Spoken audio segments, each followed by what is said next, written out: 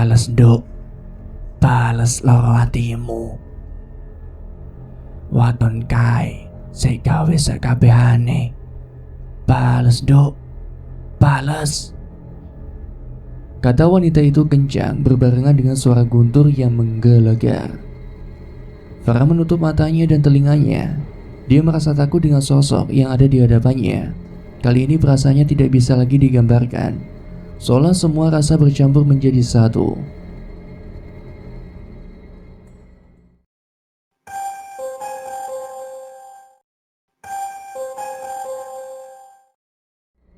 Assalamualaikum warahmatullahi wabarakatuh. Jumpa lagi dan selamat datang di channel Netra Kala.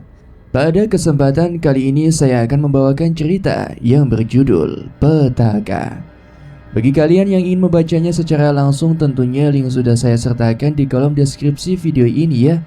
Namun sebelum kita masuk ke inti ceritanya, bagi teman-teman semua yang belum subscribe, silahkan bisa tekan tombol subscribe terlebih dahulu dan jangan lupa nyalakan notifikasinya agar tidak ketinggalan cerita terbaru dari channel ini. Lalu seperti apakah kisahnya? Langsung saja kita masuk ke inti ceritanya.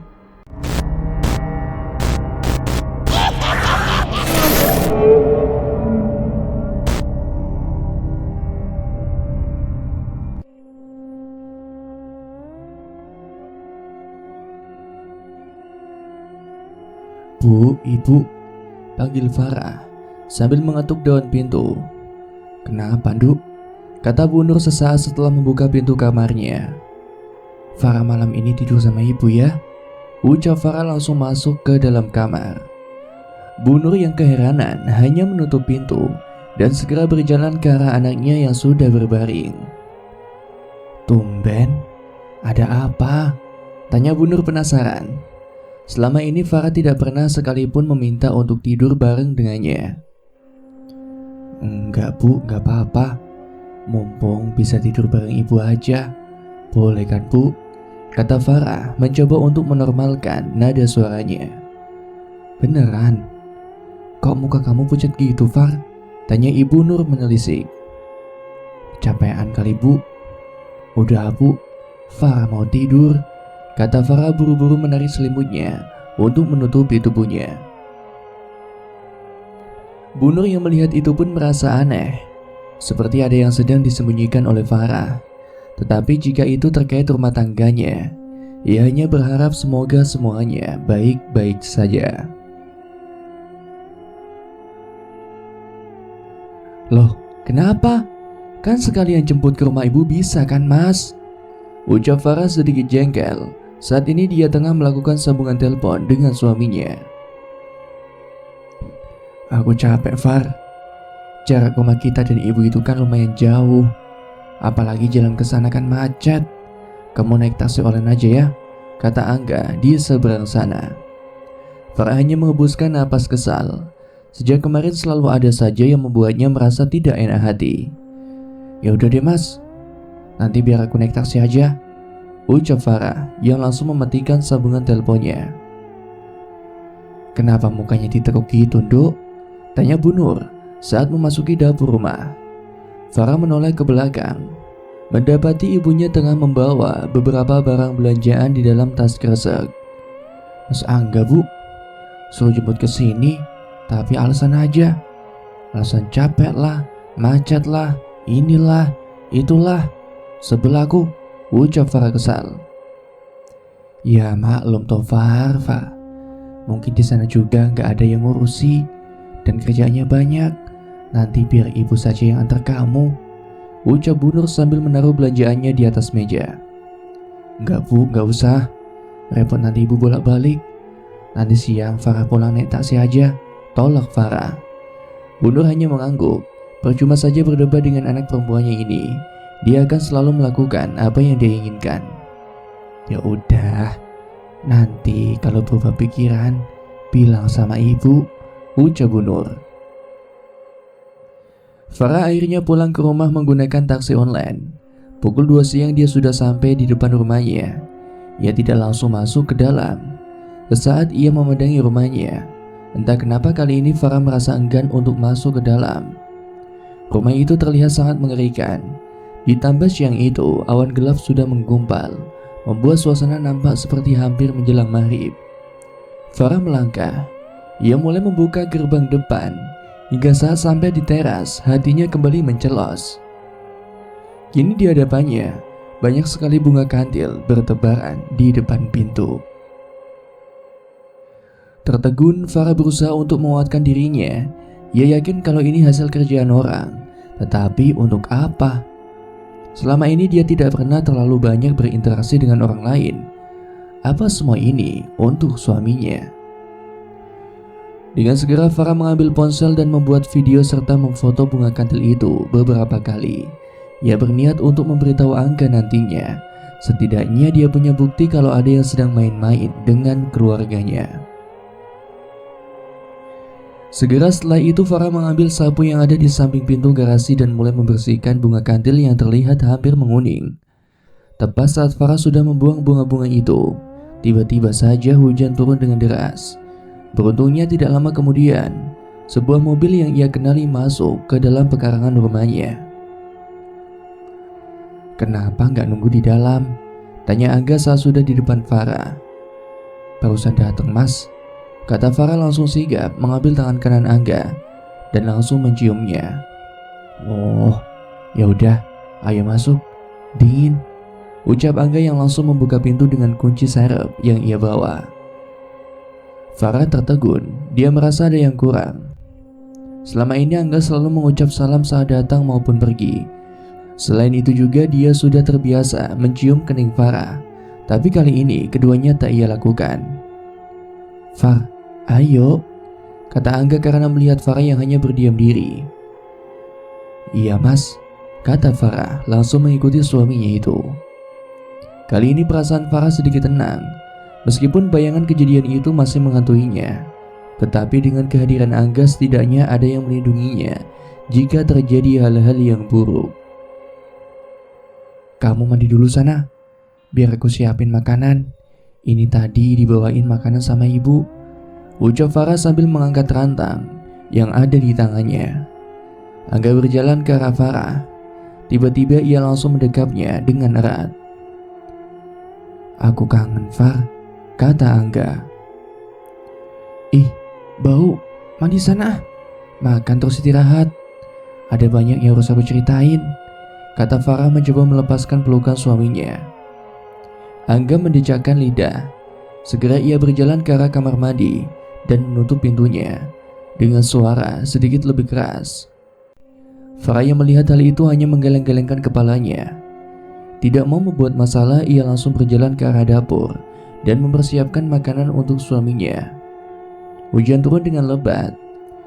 Sesekali suara gelagar guntur terdengar memekakan telinga, membuat kaca jendela bergetar. Setelah mereka selesai makan, Angga langsung menarik Farah untuk masuk ke dalam kamar. "Jadi, Ayu kemarin tidur di sini?" tanya Angga saat Farah kembali menceritakan apa yang sudah dilaluinya. "Iya Mas, daripada aku sendirian. Untung dia baik, mau nemenin aku," ucap Farah. "Terus?" desak Angga saat Farah berhenti bercerita. "Wanita itu muncul lagi Mas. Kali ini jauh lebih parah. Aku melihat ada keranda di depan rumah. Banyak pocong di ruang tamu juga. Bahkan sosok itu juga menyamar menjadi Ayu," ucap Farah bergidik. Angga bergerak, dia langsung mendekap Farah erat. "Untung itu cuma mimpi, Far," kata Angga. "Aneh Mas." "Aneh kenapa?" tanya Angga. Lantas Farah menceritakan kejadian di mana saat Ayu pulang dan ada yang memanggil namanya, hingga sosok perempuan tua di halte. "Dan tadi sebelum aku masuk ke rumah, di depan pintu itu ada banyak bunga kantil Mas," ucap Farah. "Bunga kantil? Kok aku nggak ngeliat?" tanya Angga sangsi. Kemudian Farah melepaskan pelukan suaminya dan segera menyambar ponselnya di atas nakas. Segera ia mencari video dan foto yang sudah ia rekam untuk diperlihatkan pada Angga. Tetapi berulang kali dia mencari, entah bagaimana terjadinya. Foto-foto dan video yang sudah dibuatnya itu lenyap tak berbekas. "Far," Tanya Angga saat melihat Farah yang sedang terus saja mengotak-atik ponselnya. Aneh mas, foto-foto dan videonya kok hilang semua, kata Farah ketakutan. Yakin kamu rekam semua itu? Tanya Angga tidak yakin dengan apa yang dilakukan istrinya. Farah kemudian meletakkan ponsel miliknya sembarangan. Dia benar-benar bingung. Tidak mungkin filenya terhapus dengan tiba-tiba. Angga yang melihat ketakutan si mata Farah kembali merangkul istrinya. Udah, jangan dipikirkan lagi. Besok kita adakan pengajian di rumah ini, ucap Angga mencoba menenangkan. Farah pun mengangguk, kemudian membalas pelukan suaminya. Ia mencoba untuk melepaskan semua beban pikiran yang selama ini menghantui pikirannya. Lama mereka saling beradu, seolah melepaskan rindu yang terhalang selama beberapa hari ini, hingga saat Angga membuka kaosnya. Ini kenapa mas? Tanya Farah, melihat ada tanda merah yang cukup lebar di bagian bawah leher Angga. Hah? Apa? Oh, ini kayaknya kena ulat bulu, Far. Tadi aku garuk-garuk, malah nambah merah seperti ini, kata Angga. Farah sedikit mengerutkan dahinya. Ulat bulu? Tapi sepertinya kulit suaminya tidak bentol-bentol. Ia mencoba untuk meraba kulit Angga yang memerah. Namun, Angga kembali merengkuh Farah, seolah ia tidak mau kalau bekas kemerahan itu disentuh oleh istrinya. Menyerah, akhirnya Farah membiarkan itu semua. Toh dia yakin kalau suaminya itu tidak akan melakukan sesuatu yang menyakiti dirinya. Siang itu sepasang insan manusia kembali melepaskan rindu, diiringi dengan derasnya hujan dan suara gemuruh guntur yang saling bersahutan. Hari sudah berganti. Semalam Farah bisa tertidur dengan nyenyak di pelukan suaminya. Tidak ada gangguan sama sekali yang ia temui, bahkan mimpi pun tidak. Aneh ya mas? Tanya Farah keheranan. Aneh kenapa? Timpal Angga. Kalau ada kamu, aku gak ada gangguan apapun. Bahkan semalam tidurku benar-benar nyenyak, kata Farah. Alah, itu alasan kamu aja kali. Dasarnya kamu kangen sama aku kan? Goda Angga sambil menaikkan turun alisnya. Ih, beneran mas. Kalau kamu pergi, selalu ada kejadian aneh, kata Farah mengerut melipat kedua tangannya di depan dadanya. Ya makanya sama suami itu mesti nurut. Dari kemarin aku udah bilang kan, mending kita lakukan pengajian di rumah ini. Jawaban kamu apa? Kita tunggu deh mas, siapa tahu cuma setan lewat, kata Angga. Farah pun mendengus. Dia bukan tidak mau menuruti suaminya, dia cuma tidak mau merepotkan banyak orang. Tuh kan, bengong lagi. Udah yuk, kita siap-siap. Setelah ini aku pergi ke rumah Pak RT untuk kasih tahu acara nanti kita, kata Angga beranjak. Farah pun mengangguk. Mas, boleh aku undang Ayu biar bantu-bantu siapin makanan, pinta Farah. Terlihat Angga diam mempertimbangkan. Sebenarnya mereka sudah sepakat hanya memanggil beberapa orang saja, tapi terlihat wajah istrinya seperti ingin bertemu dengan sahabatnya itu. Iya boleh sih, undang aja gak apa-apa, kata Angga sambil melanjutkan berjalan ke arah dapur. Farah terlihat sumringah. Dia segera mengambil ponsel miliknya dan langsung menghubungi Ayu agar bisa membantunya untuk persiapan pengajian nanti malam. Udah siap mas? Tanya Farah. Sebentar, perutku malah sakit, jawab Angga langsung berjalan ke arah kamar mandi. Aduh, udah siang ini, kita belum belanja apa-apa loh buat nanti malam, malah ada acara sakit perut lagi, kata Farah sebal. Namanya sakit perut juga, kalau mau belanja sendiri ya sana, jawab Angga dari kamar mandi. Loh, ya udah, kalau nggak mau ngantar, biar aku pergi sendiri, ucap Farah setengah berteriak. Segera ia beranjak menyambar kunci mobil. Memangnya dia tidak bisa pergi sendiri, toh sebelum menikah dia juga terbiasa melakukan apapun sendirian. Bukannya yang memaksa untuk melakukan pengajian juga Angga. Dasar aneh. Dengan hati jengkel, Farah segera keluar rumah tanpa pamit pada suaminya. Ia langsung masuk ke dalam mobil dan pergi membeli keperluan untuk pengajian nanti malam. Saat sudah melesat keluar, Farah menengok ke arah sepian mobil. Dilihatnya Angga berdiri di depan rumah, memandanginya dengan tatapan tidak percaya. Berulang kali ponsel miliknya berdering, tapi Farah tidak menggubrisnya. Ia tahu itu panggilan dari suaminya. Sudah 20 panggilan lebih Farah menghitung. Ponsel itu terus berbunyi, membuatnya semakin jengkel. "Halo? Kamu kenapa sih?" tanya Angga ketus. "Loh, bukannya kamu yang minta aku pergi sendiri? Ya udah kan?" jawab Farah. Terdengar helaan nafas di seberang sana. "Kamu itu ya kebiasaan. Emangnya nunggu sebentar tidak bisa? Dari tadi juga aku telepon tidak diangkat. Apa sih maumu?" kata Angga, mulai menaikkan nada bicaranya. Tanpa menjawab suaminya, Farah mematikan panggilan itu. Biarlah Angga marah.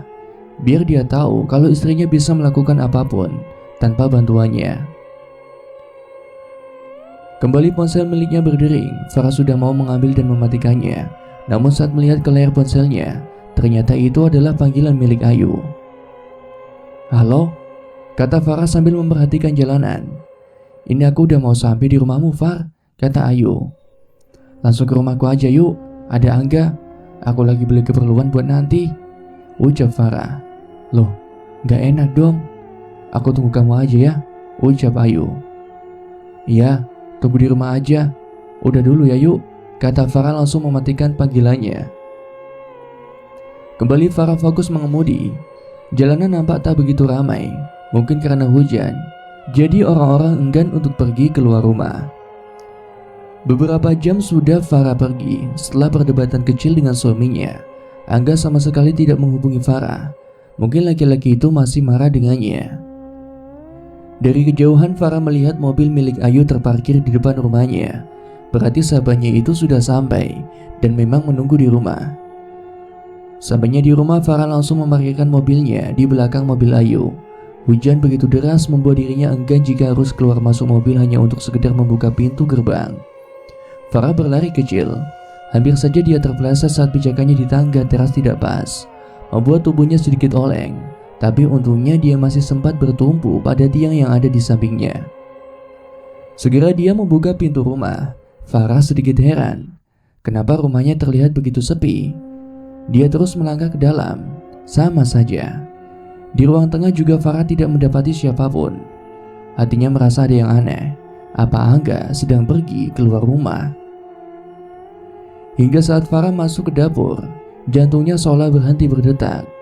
Barang belanjaannya jatuh berserakan di sisi tubuhnya.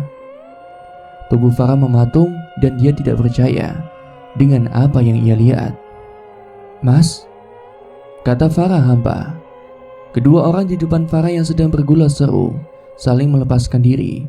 Angga sigap menoleh ke arah istrinya yang masih diam mematung di ambang pintu. Farah," ucapnya parau.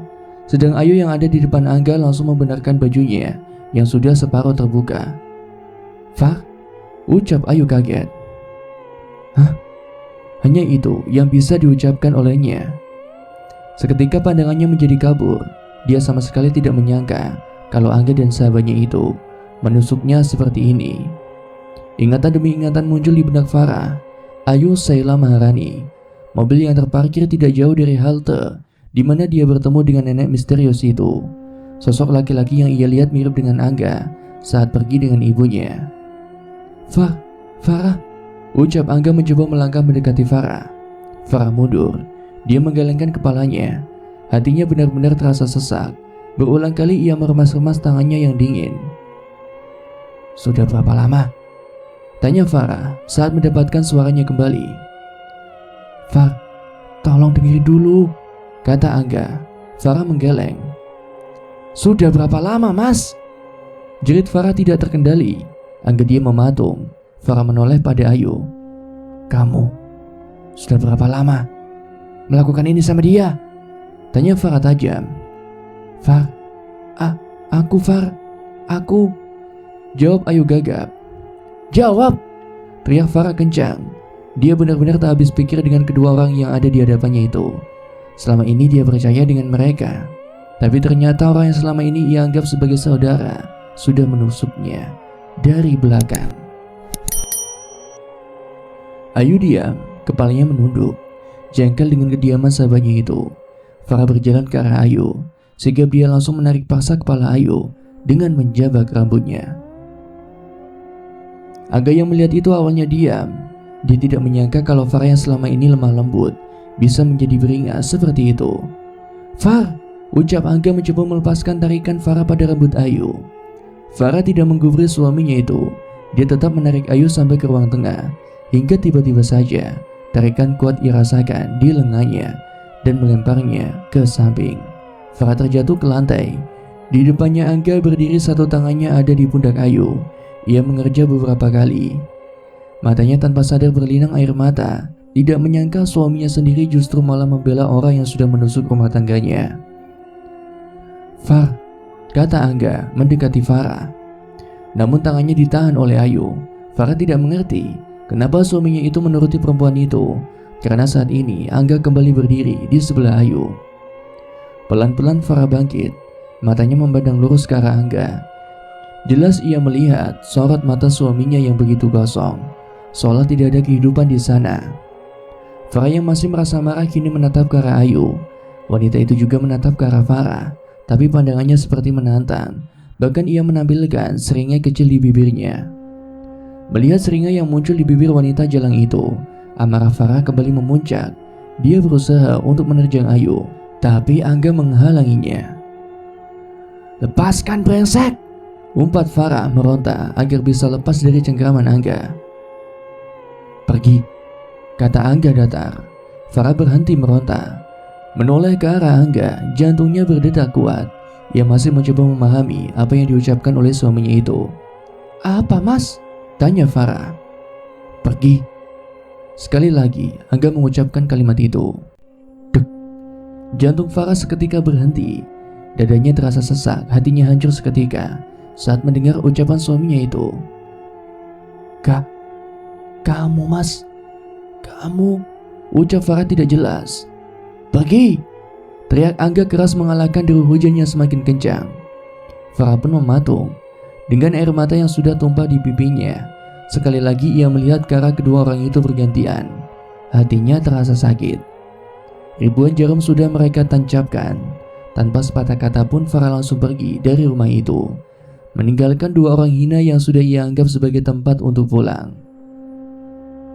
Kakinya lunglai berjalan menembus derasnya hujan, tidak peduli dengan pandangan heran orang-orang yang melewatinya. Farah tidak tahu harus kemana. Hatinya benar-benar sakit dengan perlakuan suami serta sahabatnya itu. Ia tidak tahu apa yang sebenarnya sedang terjadi. Ia masih tidak percaya kalau mereka mampu membuat drama seperti ini. Hingga tanpa sadar Farah sudah berada di halte tempat dirinya duduk kemarin. Untungnya tempat itu sepi, hanya ada dia seorang. Tanpa bisa menahan lebih lama, Farah menangis sejadi-jadinya. Pikirannya kacau. Dia tidak tahu harus berbuat apa. Dia tidak mungkin pulang ke rumah ibunya. Sek. Terdengar sebuah gerakan di samping Farah. Ia segera mengusap air matanya. Tidak nyaman jika ada orang lain yang melihatnya seperti ini. Farah menoleh ke arah samping kanannya. Awalnya dia hanya ingin melihat siapa yang duduk di sebelahnya. Takut jika itu adalah Angga yang sengaja mengejarnya. Namun seketika batinnya terlonjak. Tubuhnya tanpa sadar bergerak menjauhi sosok asing itu. Farah yang sedang dalam kondisi tidak karuan hanya bisa menatap sosok wanita yang sering hadir di hidupnya beberapa hari terakhir. Kini ia bisa melihat dengan jelas wanita itu menggunakan baju yang berwarna merah gelap selutut. Rambutnya basah menjuntai menutupi separuh wajahnya. Kulitnya kering pucat seolah tidak memiliki darah sama sekali. Sakit, Duk? Tanya wanita itu dengan posisi menunduk. Farah menelan ludahnya. Apa maksud dari sosok itu? Siapa kamu?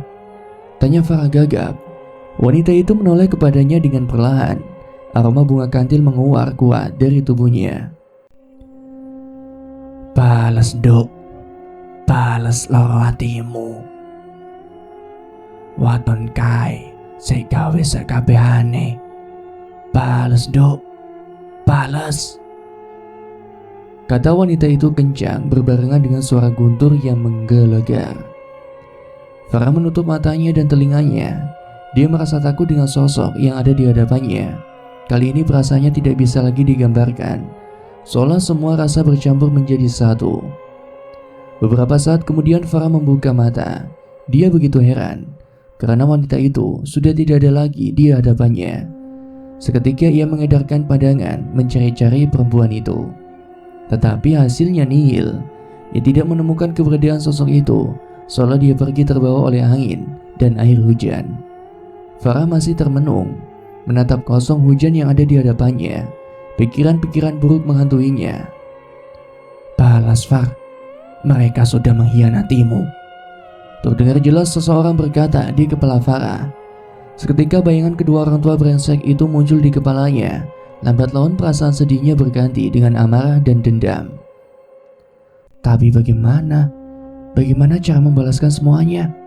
Pikir Farah. Kepalanya terasa berat. Dia tidak ingin mereka langsung merasakan kematian. Setidaknya mereka harus merasakan sakit yang ia rasakan. "Wiryo," bisik suara yang sama. Farah terkesiap.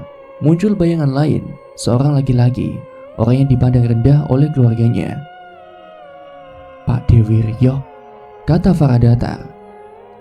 Ada naluri untuk tidak melakukan niatannya, tapi rasa sakit yang Farah rasakan begitu kuat. Beberapa kali ia menggelengkan kepalanya dan mengusap air matanya. "Kalau itu mau kalian, aku akan turuti semuanya," kata Farah dengan pandangan kesumat. Seharian Farah berada di bus yang mengantarkannya ke rumah saudara kandung ayahnya.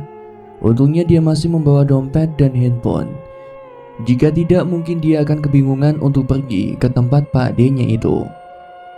5 jam sudah Farah berada di dalam bus. Bermodal ingatannya, dia pergi ke desa Gowong, tempat di mana dulu ayahnya dilahirkan. Farah mengedarkan pandangannya. Suasana terminal begitu sepi. Bahkan saat dia mencoba untuk memesan ojek online, tidak ada yang mau menerimanya. Hingga dia melihat sebuah warung angkringan kecil yang masih buka di ujung terminal. Segera ia melangkah maju ke tempat itu. Dia sudah tidak punya rasa takut. Yang ada di pikirannya saat ini adalah bagaimana cara untuk membalas mereka berdua. Sampainya di depan angkringan berbentuk tenda, Farah langsung masuk lewat samping. Dilihatnya tempat itu juga sepi, hanya ada 4 orang, 3 laki-laki dan 1 perempuan. "Kopi 1, Pak," ucap Farah sambil duduk di bangku panjang di depan gerobak angkringan. "Kopi hitam, pakai gula?" tanya penjual. "Tanpa gula ya, Pak. Kalau ada diganti susu aja," kata Farah menimpali. Penjual itu mengangguk dan langsung membuatkan pesanan Farah. Sadar sedari tadi ia tidak melihat ponselnya. Farah buru-buru mengecek. Benar saja, ada puluhan panggilan tak terjawab dari Angga. Melihat itu ia hanya menyeringai. "Kopi hitam tanpa gula, diganti susu kalau ada," ucap bapak penjual, membuat Farah sedikit tergagap. "Matur nuwun, Pak," kata Farah. "Temannya nggak diajak masuk, Mbak. Dingin loh," kata penjual itu sambil menoleh ke arah luar. "Teman?" kata Farah heran. "Iya, itu mbak-mbak yang pakai baju merah selutut, rambutnya digerah, itu temannya kan? Dari jauh saya lihat, tadi jalan bareng sama mbaknya," ucap penjual itu sambil tertawa garing. Dek. Farah seketika merinding. Wanita yang mengenakan baju berwarna merah selutut dengan rambut tergerai, bukannya itu ciri-ciri perempuan misterius yang selalu menempatkan diri kepadanya. "Oh, biarin aja, Pak. Lagi cari ojek," kata Farah. "Loh, mbaknya ini mau kemana?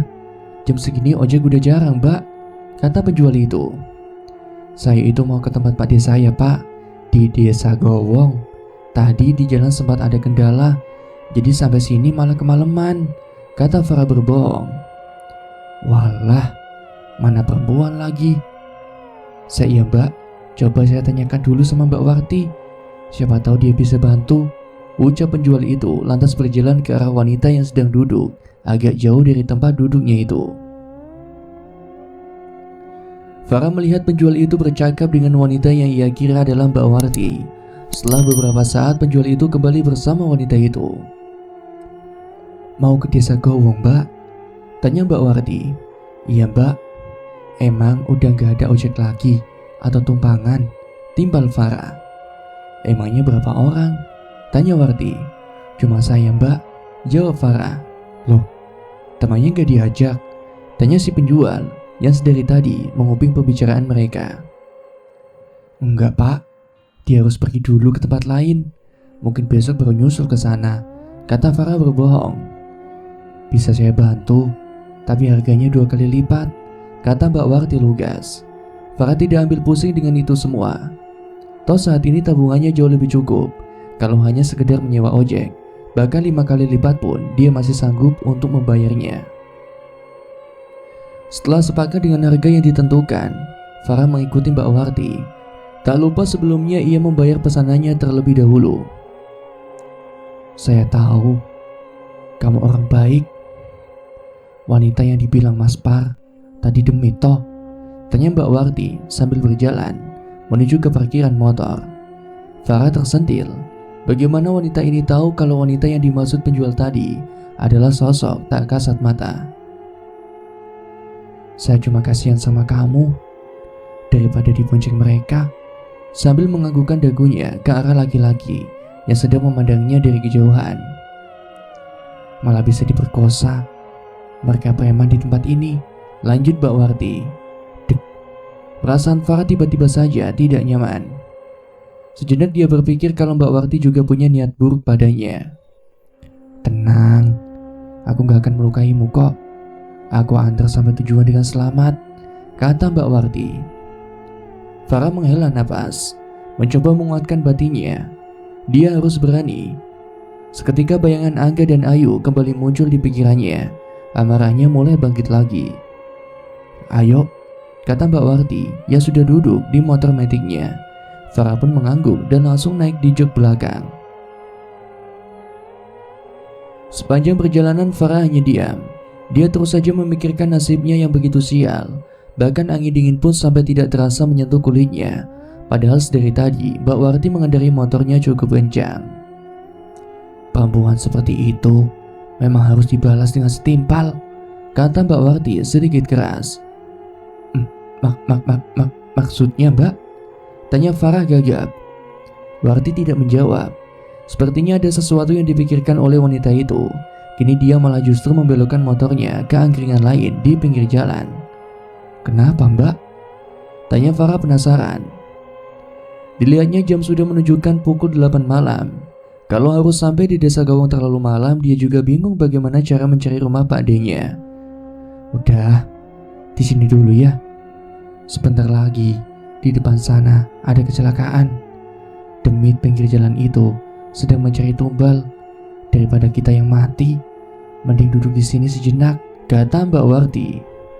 Mau tidak mau Farah mengikuti wanita itu. Dia masih tidak percaya dengan ucapan Mbak Warti. Kali ini dia harus waspada. Siapa tahu memang wanita itu punya niatan buruk. "Kopi 1, Pak." "Kamu pesan sendiri ya," ucapnya sambil berjalan keluar dan duduk tidak jauh dari tenda angkringan. "Teh hangat 1, Pak, tanpa gula," kata Farah dan segera menyusul Mbak Warti. Lama mereka terdiam, masing-masing sibuk dengan pikirannya sendiri-sendiri. Setelah pesanan mereka datang, Farah langsung mengambil minumannya. "Ke Gowong mau ke tempat siapa?" tanya Warti sambil menyalakan rokoknya. Sejenak Farah mempertimbangkan apakah layak memberitahu orang asing seperti Mbak Warti. Namun setelah mempertimbangkan semua kemungkinan, "Pak Wiryo," kata Farah singkat. "Ada urusan apa kamu sama Bapak?" tanya Warti keheranan. "Bapak? Kamu kenal sama Pak Wiryo?" timpal Farah. "Jawab dulu pertanyaanku. Tidak sopan menjawab pertanyaan orang dengan pertanyaan lain," ucap Warti sambil mengebuskan asap rokoknya. Sebenarnya Farah jengkel dengan sikap wanita itu, tapi jauh lebih baik untuk membuatnya nyaman daripada dirinya kenapa-napa nantinya. "Dia Pak D saya, kakak dari ayah saya," ucap Farah tanpa memandang Warti. "Pak D, siapa nama kamu?" Tanya Warti. Kali ini dia memandang ke arah Farah. Aku Farah, Mbak, kata Farah singkat. Farah? Farah anaknya Pak Narto? Tanya Warti memastikan. Farah menoleh ke arah Warti. Bagaimana dia bisa tahu nama ayahnya? Apa mungkin dia dulu tetangga ayahnya di desa Gowong? Iya, saya anaknya Pak Narto. Kamu kenal sama ayah? Tanya Farah. Goblok. Dunia itu memang aneh. Ada banyak orang yang mungkin bisa membantumu ke desa Gowong. Tapi kenapa aku yang harus mengantarkanmu? Kata Warti terkekeh. Farah mengerutkan dahinya, tidak paham dengan maksud ucapan wanita itu. Wes, sebentar lagi aku antar. Gak usah bayar sama saudara sendiri, ucap Warti. Saudara? Tanya Farah kebingungan. Iya, saya anaknya Pak Wiryo, Pak Demo itu. Kamu lupa toh sama aku? Dulu kamu masih bayi, waktu keluargamu itu pulang kampung, kata Warti. Farah mengingat-ingat.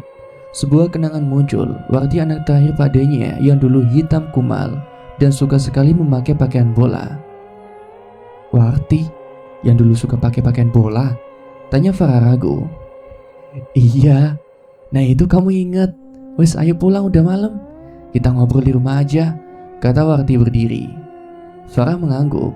Dia benar-benar tidak menyangka akan bertemu dengan saudaranya itu. Puluhan tahun tidak bertemu membuat mereka tidak saling mengenal satu sama lain. Bak! Terdengar dentuman keras dari jauh dari tempat Farah berdiri. Sontak dia memalingkan kepalanya ke arah samping kanan. Benar saja ucapan Warti, ada sebuah kecelakaan di depan sana. Seketika jantung Farah berdebar kuat, tidak menyangka kalau ucapan saudaranya jauhnya itu menjadi kenyataan.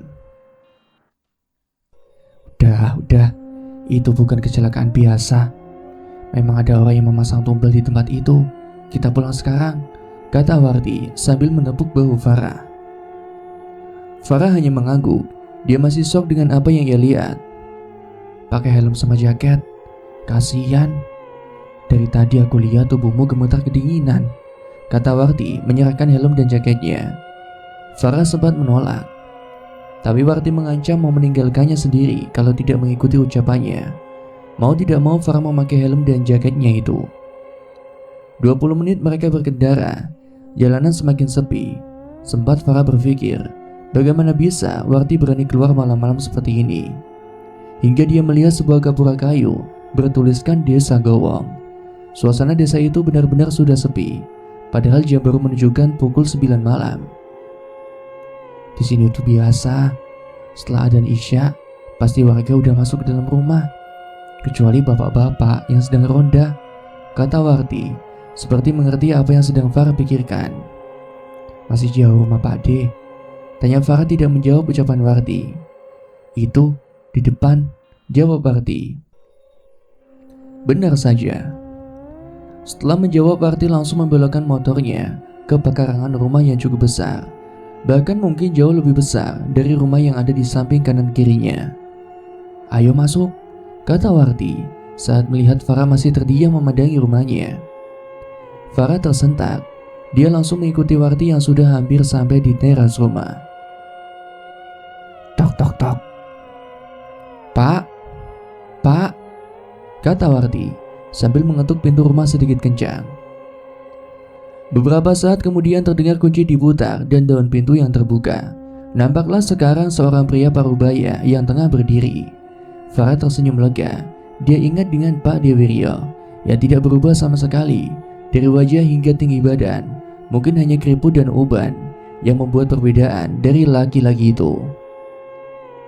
Wah, bocah gendeng, dari mana kamu? Tanya Pak De kesal saat melihat anak perempuannya pulang larut malam. Apa toh Pak? Malu sama Farah, kata Warti sambil menunjuk ke arah Farah yang masih berdiam diri di teras. Farah? Farah siapa? Tanya Pak De bingung sambil menatap ke arah Farah. Farah ponakanmu toh Pak. Udah tua, wajar kalau pikun, ucap Warti. Pak Dewiryo diam, tidak menanggapi ucapan anaknya. Dia terus memandang ke arah Farah. Farah anaknya Narto? Tanya Pak De sambil memajukan kepalanya agar bisa melihat Farah lebih jelas. Farah pun mengangguk. Iya Pak D, saya Farah, anaknya Pak Narto, ucap Farah. Walah, kok iso? Ya wes ayo mlebu, ucap Pak D sambil membuka pintunya lebar-lebar.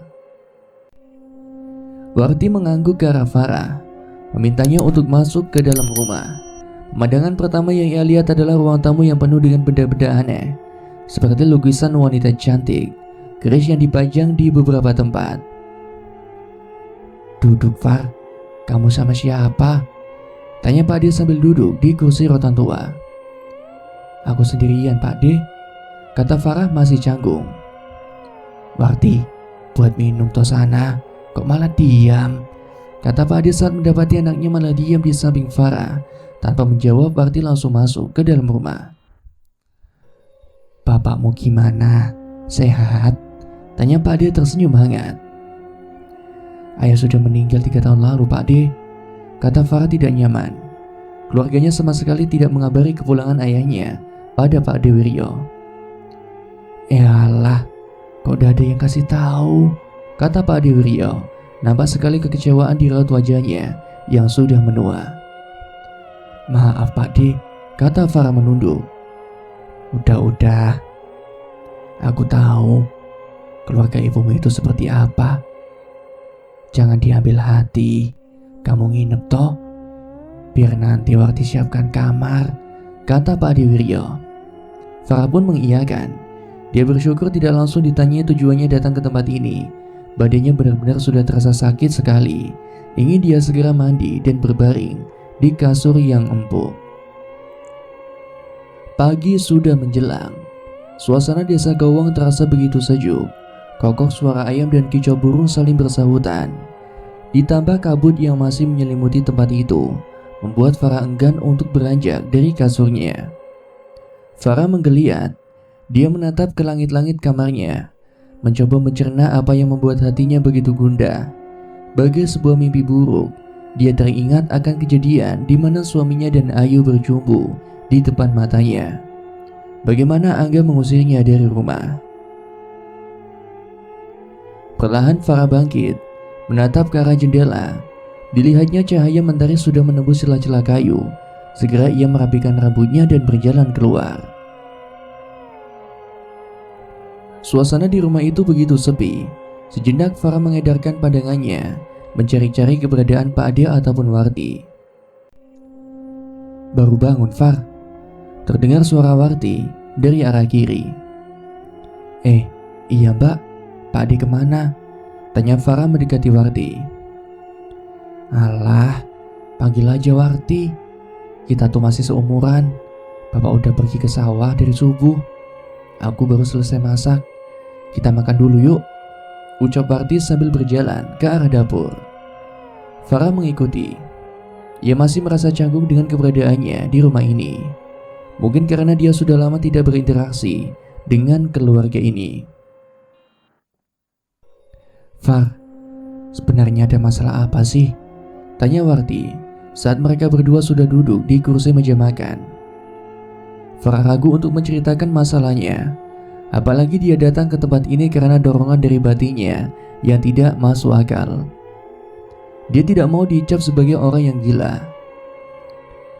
Farah, ucap Warti sekali lagi. Iya mbak, aku sedang ada masalah mbak dengan suamiku. Sebentar, bukannya semalam kamu sudah menebak tujuanku datang ke tempat ini? Tanya Farah saat teringat dengan ucapan Warti semalam. Warti pun tersenyum. Aku sendiri juga tidak tahu secara jelas apa yang sebenarnya terjadi. Aku hanya melihat ada bayangan demit yang sedang berusaha untuk mencelakaimu, ucap Warti menyeringai. Farah pun terdiam. Dia paham apa yang dimaksud oleh Warti. Semua kejadian yang ia lalui bukan sesuatu yang normal. Akhirnya pagi itu Farah menceritakan semua kejadian yang ia alami pada Warti. Sudah kepalang tanggung, mungkin dengan begini dia bisa sedikit melepaskan rasa sakit yang ada di dalam hatinya. Wanita brengsek, aku tahu apa yang kamu rasakan. Tapi percuma saja jika kamu mencoba bantuan Bapak. Dia sudah tidak pernah bermain-main lagi dengan hal-hal gaib seperti itu, ucap Warti sambil menghidupkan sebatang rokok. Aku juga nggak tahu kenapa tiba-tiba saja muncul nama Pak D di kepala aku. Aku pikir aku udah mulai gila dengan semua ini, kata Farah sambil menghembuskan napasnya. Gila? Justru wanita itu seharusnya yang harus menjadi gila. Kalau aku jadi kamu, pasti sudah kubalaskan semua rasa sakitku, timpal Warti. Farah mengurutkan dahinya. Sekilas dia melihat ekspresi Warti yang aneh, seperti sedang berbahagia dengan keadaannya saat ini. Membalasnya katamu? Tapi dengan cara apa? Sedangkan aku sendiri tidak bisa berbuat apa-apa. Saat Mas Angga mengusirku dari rumah, ucap Farah. Hatinya terasa pilu saat mengingat kejadian yang ia lalui kemarin siang. Dah, tenangkan dirimu dulu, Far. Ada banyak cara untuk membalas mereka. Aku bisa membantumu. Tapi, kata Warti sambil menoleh ke arah pintu. Tapi kenapa, War? Tanya Farah penasaran. Warti menoleh ke arah Farah, tatapannya penuh dengan selidik, seolah sedang mempertimbangkan apakah Farah layak mendapatkan bantuannya. Tapi jangan sampai Bapak tahu kalau aku membantumu, kata Warti sambil menghembuskan asap rokok dari mulut dan hidungnya. Memangnya apa yang akan kau lakukan? Tanya Farah. Dia takut jika Warti melakukan sesuatu yang membuat dirinya terseret ke ranah hukum. Membuat mereka kapok kan? Tanya Warti tersenyum menyeringai. Ya iya, tapi aku tidak mau berurusan dengan hukum. Masalah ini sudah cukup membuat hidupku berantakan, kata Farah. Warti terkekeh dengan ucapan sepupunya. Dia tidak menyangka kalau Farah begitu polos. Banyak cara untuk bisa membalas perbuatan mereka tanpa harus berurusan dengan hukum. Warti, tanya Farah saat melihat sepupunya itu justru terkekeh dan terlihat menerawang jauh. Kalau kamu setuju, aku akan membantumu. Tapi ingat, jangan sampai Bapak tahu tentang ini semua. Jika dia tanya, jawab saja kamu kecopetan atau dirampok saat perjalanan ke sini, kata Warti sambil beranjak dari kursinya. Lantas bagaimanakah kelanjutan kisahnya? Apakah yang akan terjadi selanjutnya? Akankah Warti bisa membalaskan dendam Farah pada Angga dan Ayu? Jangan kemana-mana, kita lanjutkan di episode keempat.